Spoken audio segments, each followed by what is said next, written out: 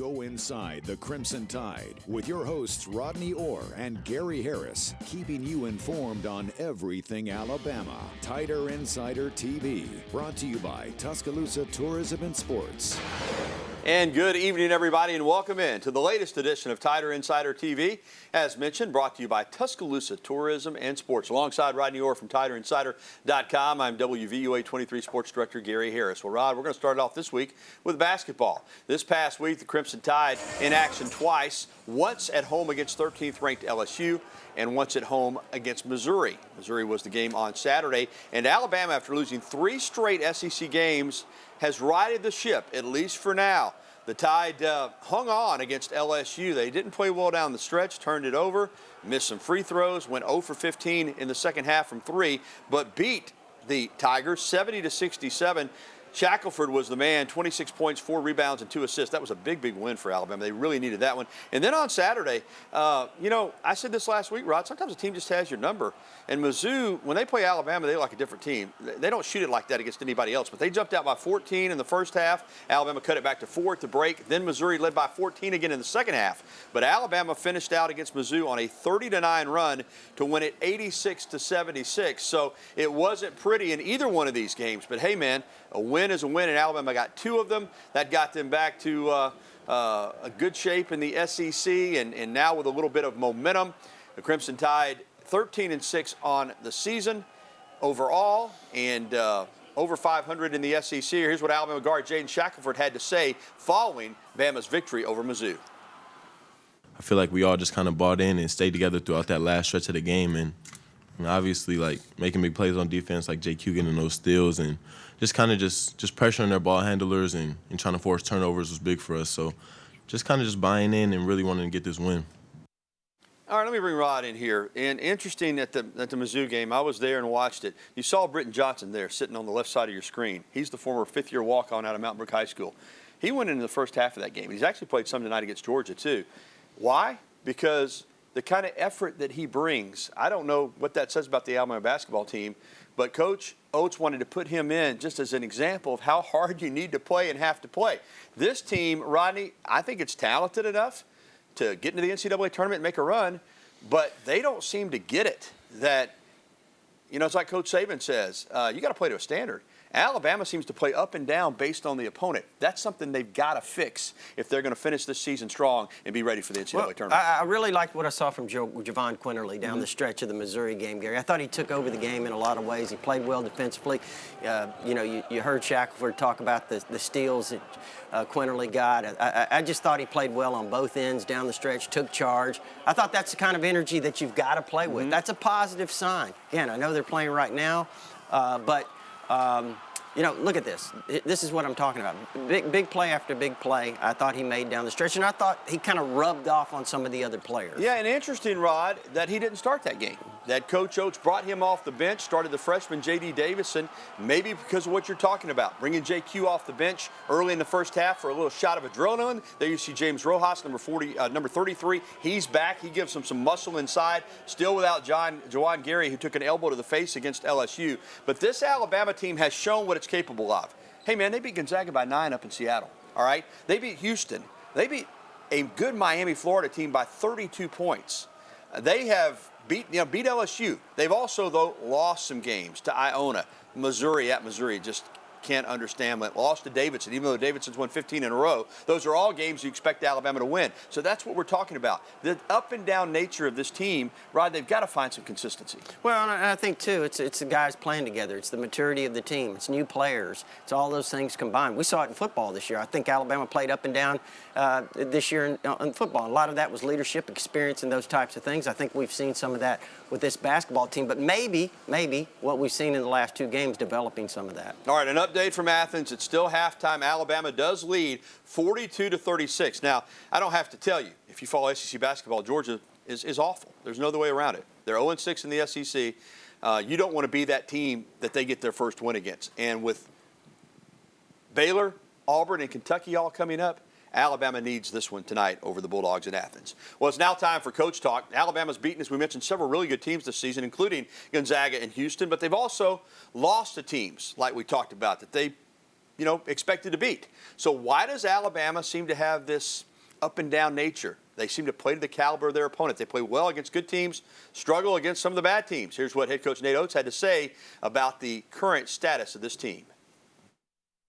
We got to figure out a way to start games with better energy, no matter who the opponent is.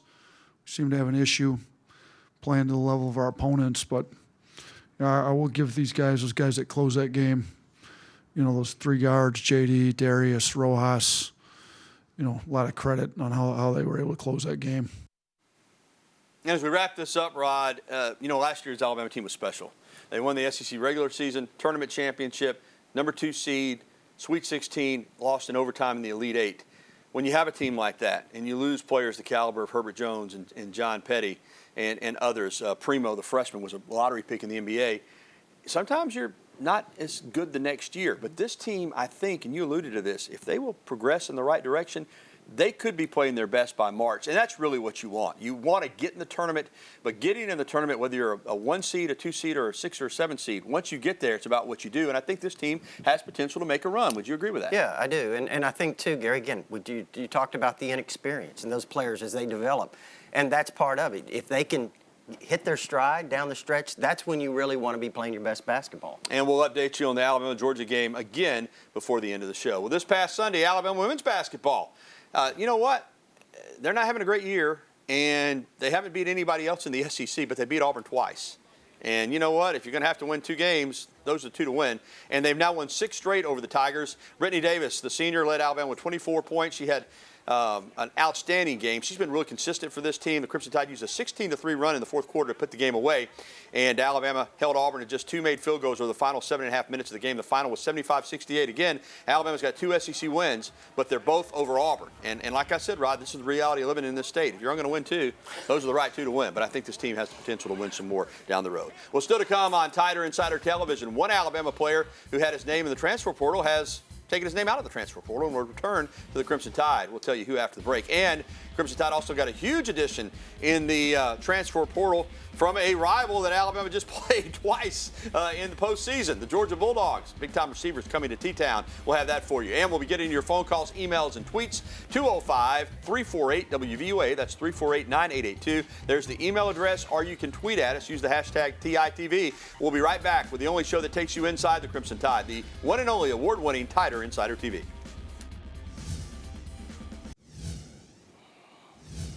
Welcome back to TITV, sponsored by Tuscaloosa Tourism and Sports. Don Staley and his crew do an incredible job. Alongside Rodney Orr, I'm Gary Harris, and for the 2nd consecutive year, Alabama football picking up an experienced pass catcher from the transfer portal. And listen, when you're losing all 3 of your starting wide receivers, John Mechie, Jamison Williams, and Slade Bolden, you need some immediate help. You think that guy can bring you some? Jermaine Burton from the Georgia Bulldogs announced on Twitter this week that he is transferring to Alabama, 6 feet, 200 pounds, 5-star recruit out of high school. Had quite the legacy, or the journey, I guess I should say. Several different high schools, Florida, Georgia, California, committed to LSU, then signed with Georgia. I tell you what, in 2020, when JT Daniels was the quarterback, he was making plays all over the place. Had a nearly 200-yard receiving game against Mississippi State. This season, he did well, but the truth of the matter is, Rod, that much like Jamison Williams, who wanted to get to Alabama to have a chance with Bryce Young, I think Burton understands that Georgia's a great program. They just won a national championship. But for him and what he wants to accomplish, the opportunity to play with Bryce Young instead of Stetson Bennett was too much for him to turn down. He's coming to Bama. Yeah, that offense they run over there versus what you see here gives the receivers a lot of opportunities to make big plays, highlight their skills. You saw some catches there in that video, Gary, that kind of exemplify what he can do. His toughness, he's a physical player. He's a lot like John Mechie. I would compare him very favorably to John Mechie, maybe a little faster, a guy that can get down the field, make some big plays. And I think we haven't really seen that from him because that's not really the opportunities that he's been given there. Now, he did have some injuries this year. That's one reason why he only had 26 receptions. But this guy, I think he's a huge addition. The experience that he has is going to be really big. A lot of Georgia fans upset about this. Hey, we just won the national championship. You did, and that's great. And I'm sure he appreciates that ring. But players look at it differently now. And the bottom line is this. When you look at Georgia football, running the last first-round wide receiver they had? A.J. Green in 2011. Yeah. That's 11 years ago. Alabama has 2 or 3 every year, it seems like. The reality is he saw Mechie catch 96 balls. He saw Jamison Williams become a star, and he wants to get here and play with Bryce Young, as you said, in this offense. And tap into his potential. And, you know, you can't blame the young man. That's the world we're living in now. And you play for Georgia against Alabama one year, and the next year you're playing for the Crimson Tide. Well, you mentioned it. I mean, he saw Jamison Williams. Jamison Williams played on a national championship runner-up, played Alabama, got beat, transferred here. Now he beats Alabama. Now he's transferring here to have these opportunities that he saw Jamison Williams get. This offense spreads the ball around. They need experienced receivers. And again, I can't just say enough. Like I said this about Jamison Williams last year. He brought speed, but he also brought some experience. I'd say the same thing about Jermaine Burton. He's a really physical, tough receiver. He's got the speed to get down the field. There you see it right there. But the experience, I think that's a key. All right, the portal, sometimes players go into the portal.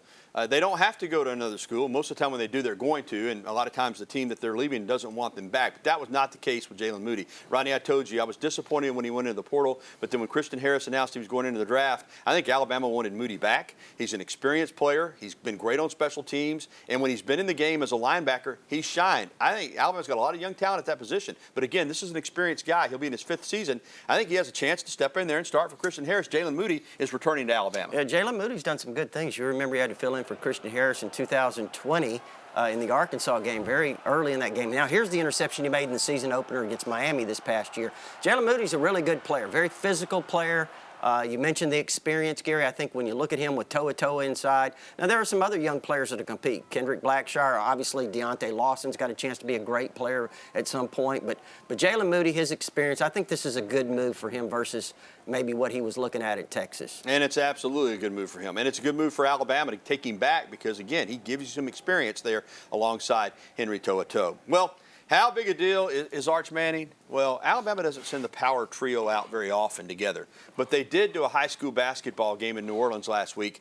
Head coach Nick Saban, offensive coordinator Bill O'Brien, and defensive coordinator Pete Golding, all there in New Orleans to watch Arch Manning, Newman High School, play high school basketball. He's actually not bad, too. This is the #1 quarterback in the 2023 recruiting cycle.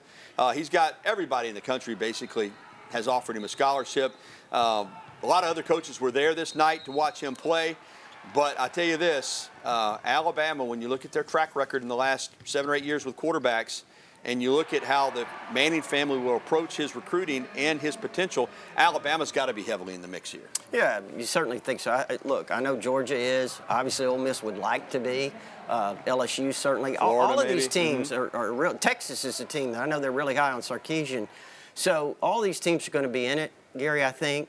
But the one thing, the good thing is, and people always ask about Arch Manning, Alabama has 2 young quarterbacks right now. Jalen Milroe is an incredible athlete. Ty Simpson is a tremendous prospect, 5-star player. Regardless of what happens, I think Alabama's in good position with their young quarterbacks. All right, Ronnie, let's get to it. It's kind of an afterthought now, but there's a signing day a week from tomorrow.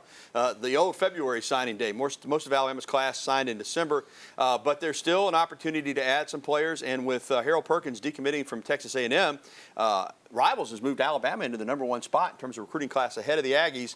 Is there a chance that Alabama could do anything high school prospect-wise next Wednesday? Well, first of all, I thought this A&M class was the all-time class last week, right? Yeah, that's what they were saying. Well, Bama's #1 again. Yeah, Danny Lewis from New Iberia, Louisiana, Westgate High School. Gary, he's a good-looking player. I think he's got a lot of skills, a lot of ball skills. He's 6'4", about 245 or so. Look, you'll see him go get the ball. Big guy. Yeah.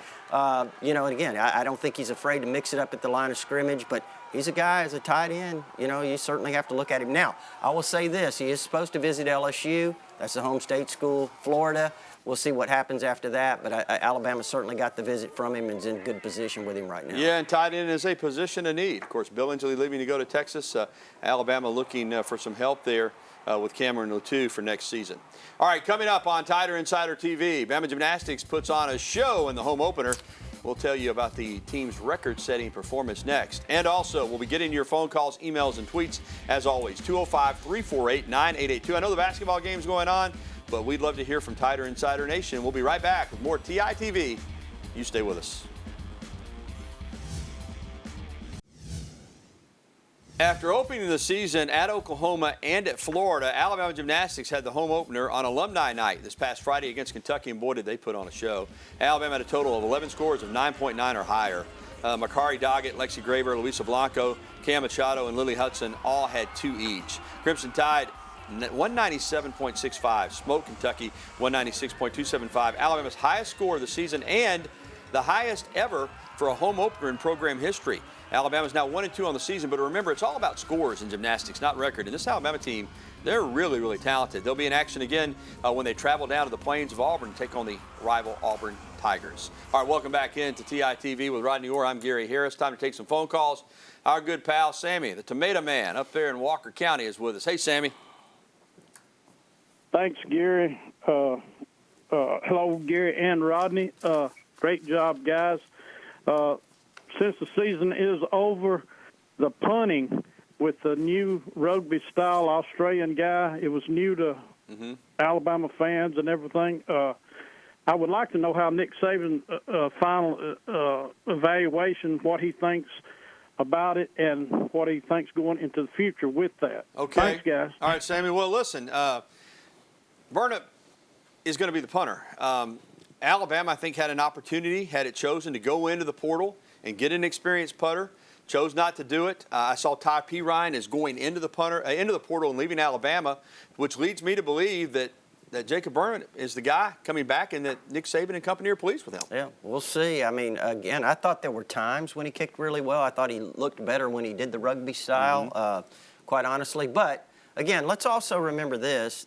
He had never kicked in a football game before this year. I mean, it's pretty amazing. And then all of a sudden he's kicking in front of 95,000 every week. So, obviously he has a lot of potential. Yeah, but, you know, there'll be competition at that spot like there is everywhere. Let's get to an email, Rod, and this is in regards to Jalen Moody. Tommy in Tuscaloosa, will Jalen Moody be a starter at linebacker? I tell you this, Tommy, and Rod may agree or disagree. I certainly think he'll have an opportunity. I don't think he was promised a starting position. I don't think Nick Saban does that, but I do think he was told by the coaching staff, listen, you know the system, you've been here, you've been a productive football player, you were our third inside linebacker last season.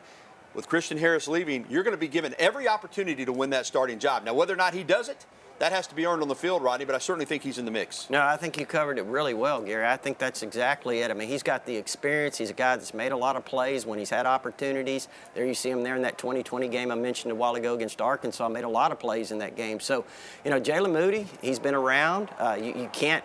You know, you just can't create the experience that he's had. And again, there are some young linebackers, inside backers that I think are really good, really talented, but when you have that kind of experience, it's really valuable. All right, Rod, coming up on Tider Insider TV, more of your phone calls. And Alabama football added 2 new assistant coaches this past week. We'll tell you who's joining Nick Saban's staff when we come back. And as I said, that phone number, 205-348-9882. Let us hear from you, Tider Insider Nation. Tider Insider TV never takes a break. We're here every week. We'll be right back after this.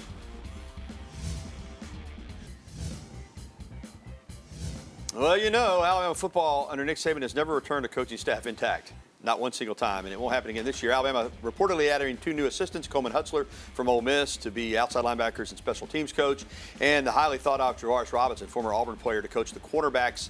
HUTZLER and Robinson both have already been out on Twitter and changed their profiles. It just hasn't been officially announced by UA yet. But both these guys, man, have experience. They're on-the-field coaches. They're great recruiters. They certainly fit the profile, Rodney, for what Nick Saban looks for. Guys that can coach them up on the field, but can also get after it in recruiting. Yeah, and experience here in the SEC.